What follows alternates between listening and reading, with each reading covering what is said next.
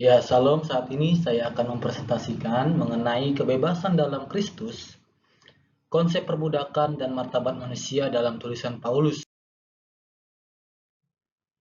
Kebebasan merupakan salah satu nilai yang sangat dijunjung tinggi dalam kehidupan manusia. Namun dalam tulisan Paulus, kebebasan dalam Kristus memiliki makna yang lebih dalam dibandingkan dengan sekedar kebebasan dari penindasan fisik atau sosial. Kebebasan dalam Kristus menurut Paulus adalah kebebasan dari dosa, hukum Taurat, dan keterikatan duniawi yang menghalangi manusia untuk hidup dalam kebenaran dan kasih Allah. Kita akan melihat bersama-sama konsep perbudakan dalam perspektif Paulus. Ya, Paulus pada saat itu hidup di bawah kekaisaran Romawi, di mana perbudakan adalah bagian dari tatanan sosial yang umum. Dalam surat-suratnya, ia tidak secara langsung menyerukan penghapusan sistem perbudakan, tetapi ia memperkenalkan prinsip-prinsip teologis yang menantang cara pandang masyarakat tentang status sosial dan juga martabat manusia. Nah, kita akan melihat aspek utama konsep perbudakan dalam perspektif Paulus. Yang pertama yaitu perbudakan sebagai realitas sosial. Nah, pada abad pertama, perbudakan di dunia Romawi tidak selalu berdasarkan ras ataupun etnis, melainkan lebih kepada kondisi ekonomi, perang, dan juga hutang. Nah, budak pada saat itu dianggap sebagai properti majikan mereka dan tidak memiliki hak hukum.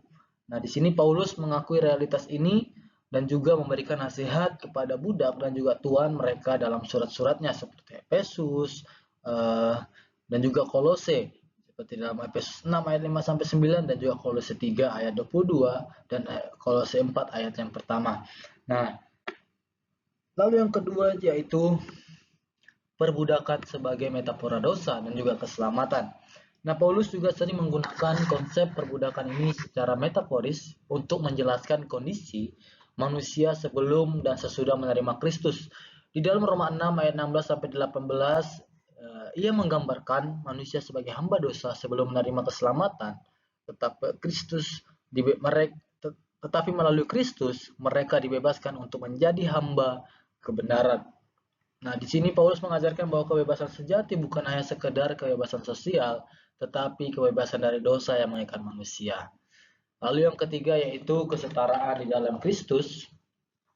Dalam Galatia 3 ayat 28, Paulus di sini menegaskan bahwa dalam Kristus semua orang, baik budak maupun orang merdeka, memiliki nilai yang sama di hadapan Allah. Nah, ini merupakan konsep revolusioner dalam masyarakat yang sangat hierarkis seperti Romawi. Dan di dalam 1 Korintus 7 ayat 21 sampai 22, Paulus juga menasihati budak untuk menerima keadaan mereka dengan iman,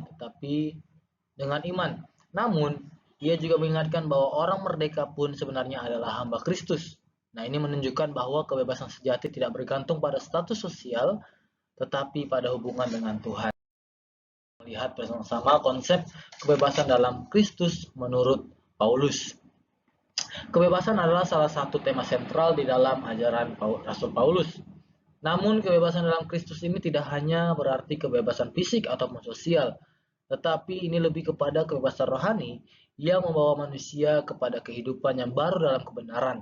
Nah, di sini Paulus menegaskan bahwa kebebasan sejati hanya dapat ditemukan dalam hubungan dengan Kristus. Saat ini kita akan melihat bagaimana aspek utama dalam kebebasan dalam Kristus menurut Paulus. Yang pertama yaitu kebebasan dari dosa. Nah, dalam Roma 6 ayat 18, Paulus menegaskan bahwa orang yang telah percaya kepada Kristus telah dibebaskan dari dosa dan menjadi hamba kebenaran. Nah, di mana sebelum menerima Kristus, manusia itu hidup di bawah kuasa dosa dan tidak memiliki kemampuan untuk hidup dalam kebenaran. Namun, melalui karya keselamatan Kristus, orang percaya tidak lagi diperbudak oleh dosa, tetapi memiliki kuasa untuk hidup sesuai dengan kehendak Allah. Dan dalam ayat 22 juga, Paulus juga menegaskan bahwa meskipun orang Kristen dibebaskan dari dosa, mereka tetap memiliki tanggung jawab moral untuk hidup di dalam kebenaran. Lalu yang kedua yaitu kebebasan dari hukum Taurat. Nah, salah satu ajaran penting Paulus adalah bahwa kebebasan dalam Kristus juga berarti kebebasan dari perbudakan hukum Taurat sebagai sarana keselamatan. Nah, dalam Galatia 5 ayat 1, Paulus berkata, supaya kita benar-benar merdeka, Kristus telah memerdekakan kita. Karena itu berdirilah teguh dan jangan mau lagi dikenakan kehambaan. Nah, di sini Paulus mengajarkan bahwa keselamatan tidak diperoleh melalui ketaatan pada hukum Taurat, tetapi melalui iman kita kepada Yesus Kristus. Nah, sebelum Kristus datang, hukum Taurat berfungsi sebagai penuntun yang membawa manusia kepada kesadaran akan dosa. Namun, setelah Kristus datang, orang percaya tidak lagi hidup di bawah hukum, tetapi di bawah kasih karunia. Lalu yang ketiga yaitu kebebasan sebagai hamba Kristus. Nah, paradoks dalam ajaran Paulus adalah bahwa kebebasan dalam Kristus justru menjadi hamba Kristus. Dalam 1 Korintus 7 ayat 22, Paulus berkata, sebab orang yang dipanggil Tuhan dalam keadaan sebagai budak adalah orang yang merdeka karena Tuhan. Demikian juga orang yang dipanggil sebagai orang merdeka, itu adalah hamba Kristus. Nah, di sini Paulus menegaskan bahwa meskipun orang percaya dibebaskan dari dosa dan hukum Taurat, mereka tidak menjadi bebas untuk hidup sesuka hati. Sebaliknya, mereka dipanggil untuk menjadi hamba kebenaran dan juga menjalani hidup yang berkenan kepada Allah. Lalu yang keempat yaitu kebebasan untuk melayani dalam kasih. Nah, kebebasan dalam Kristus bukanlah kebebasan untuk hidup egois, tetapi melainkan kebebasan untuk melayani sesama dengan kasih. Dalam Galatia 5 ayat 13-14, Paulus berkata bahwa saudara-saudara memang kamu telah dipanggil untuk merdeka, tetapi janganlah kamu mempergunakan kemerdekaan itu sebagai kesempatan untuk kehidupan dalam dosa, melainkan layanilah seorang akan yang lain oleh kasih. Yang terakhir, yang kelima, yaitu kebebasan dari takut akan kematian dan kuasa dunia. Paulus juga mengajarkan bahwa kebebasan dalam Kristus itu membebaskan manusia dari ketakutan terhadap kematian dan juga kuasa yang ada di dunia. Dalam Roma 8 ayat 1 sampai yang kedua, di sana dikatakan bahwa ia berkata bahwa tidak ada penghukuman bagi mereka yang ada di dalam Kristus karena hukum roh telah membebaskan mereka dari hukum dosa dan maut. Jadi ajaran Paulus tentang kebebasan dalam Kristus ini memberikan pemahaman yang mendalam bahwa kebebasan sejati bukan hanya sekedar kemerdekaan sosial atau politik, tetapi sebuah kehidupan baru yang penuh dengan kebenaran, kasih, dan pengharapan di dalam Tuhan. Lihat isu perbudakan dalam surat Paulus. Yang pertama yaitu surat kepada Filemon, di mana di sini merupakan kasus dari Onesimus. Nah, dalam suratnya kepada Filemon, Paulus membahas Onesimus, yaitu seorang budak yang melarikan diri dari tuannya, yaitu Filemon, di mana Paulus meminta agar Filemon menerima Onesimus bukan lagi sebagai budak, tetapi sebagai saudara terkasih dalam Tuhan. Kita dapat melihat dalam Filemon 1 ayatnya ke-16. Nah, ini menunjukkan bahwa Paulus melihat relasi antara orang Kristen harus diubah oleh kasih dan juga persaudaraan di dalam Kristus. Lalu yang kedua yaitu Paulus dan reformasi relasi sosial. Nah, di sini Paulus mengajarkan para budak untuk bekerja dengan setia seperti untuk Tuhan dan bukan untuk manusia, tetapi juga menasihati para tuan untuk memperlakukan budak dengan adil karena mereka sendiri memiliki Tuhan di surga yang tidak memandang. Lalu yang ketiga yaitu kebebasan dalam Kristus. Ini sudah dijelaskan, di mana Paulus menekankan bahwa dalam Kristus semua orang, baik budak maupun orang merdeka, memiliki martabat yang sama di hadapan Allah. Kita akan melihat bersama-sama martabat manusia dalam teologi Paulus. Dalam teologi Paulus, martabat manusia bukan ditentukan oleh status sosial, etnis, ataupun hukum, tetapi ditentukan oleh karena kasih karunia Allah yang menjadikan setiap orang itu berharga di hadapannya. Kita akan melihat beberapa prinsip utama martabat manusia dalam ajaran Paulus atau dalam teologi Paulus. Yang pertama yaitu martabat manusia berdasarkan citra Allah atau imago Dei.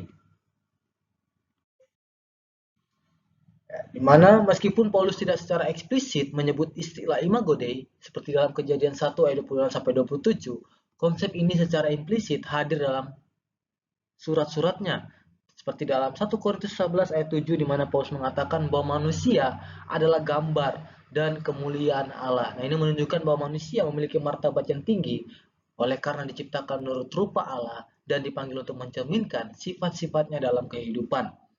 Lalu yang kedua yaitu martabat manusia dalam Kristus. Itu merupakan identitas baru sebagai anak Allah. Nah, Paulus di sini menekankan bahwa melalui Kristus manusia mendapatkan identitas baru, yaitu sebagai anak-anak Allah. Dalam Roma 8 ayat 14 sampai 17 ia mengajarkan bahwa mereka yang dipimpin oleh Roh Kudus adalah anak-anak Allah dan telah menerima roh yang menjadikan mereka anak-anak Allah dan bukan lagi hamba.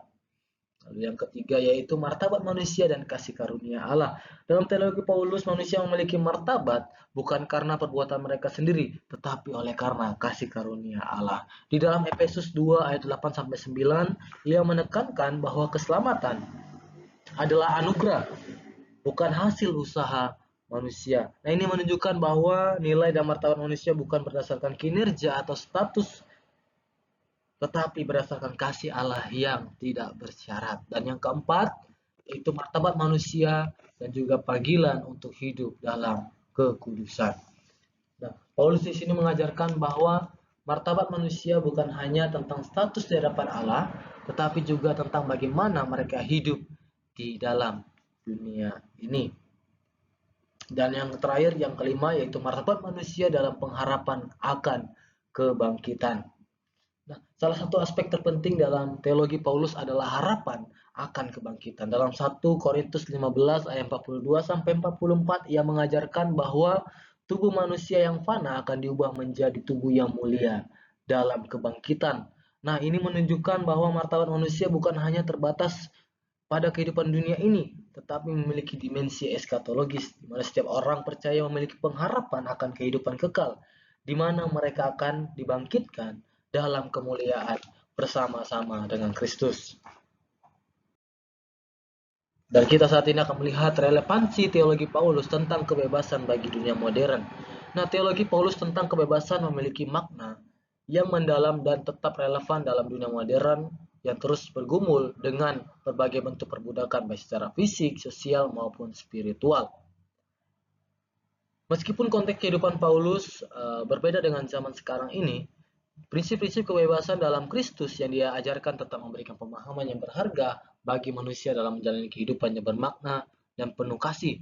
Nah, yang pertama itu kebebasan dari perbudakan dosa, di mana di sini Paulus menekankan bahwa manusia sejati bukanlah mereka yang hidup dalam kebebasan duniawi tanpa batas, tetapi mereka yang dibebaskan dari kuasa dosa untuk hidup dalam kebenaran. Dan yang kedua yaitu kebebasan dari hukum Taurat. Nah, keselamatan tidak diperoleh melalui perbuatan hukum, tetapi melalui kasih karunia Allah. Dan yang ketiga itu kesetaraan dalam Kristus. Nah, kebebasan dalam Kristus menghapus sekat-sekat sosial, gender, dan rasial. Nah, serta meneguhkan martabat manusia sebagai ciptaan Allah. Dan yang terakhir yaitu kebebasan untuk mengasihi dan juga melayani.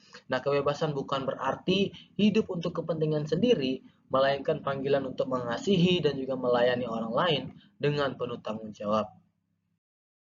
Mulanya dalam presentasi ini, yaitu dalam tulisan-tulisannya Paulus memberikan pemahaman yang mendalam tentang kebebasan dalam Kristus, terutama dalam kaitannya dengan konsep perbudakan dan juga martabat manusia, di mana ia mengajarkan bahwa kebebasan sejati bukan hanya sekedar pembebasan dari perbudakan fisik ataupun hukum, tetapi terutama kebebasan dari perbudakan dosa, hukum Taurat, dan juga segala belenggu yang menghambat manusia untuk hidup dalam kebenaran dan juga kasih Allah.